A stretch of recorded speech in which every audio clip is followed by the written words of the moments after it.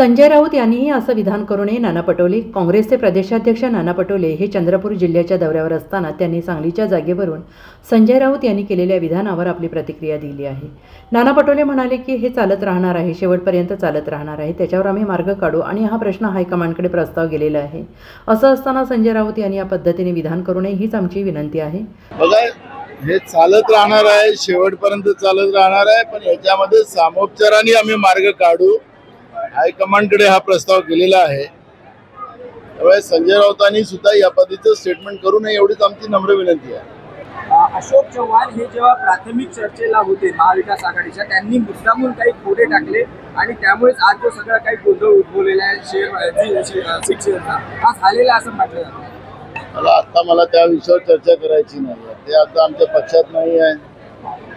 त्यांनी कशासाठी ते गेलेत भाजपमध्ये हे सगळ्यांनाच माहिती आहे.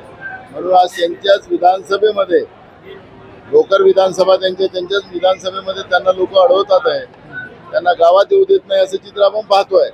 त्यामुळे आता ते आमच्या पक्षात नाही आणि त्यांच्याबद्दलची चर्चा करणं आम्हाला काही गरज पण नाही. पण ही चर्चा कितपत खरी आहे?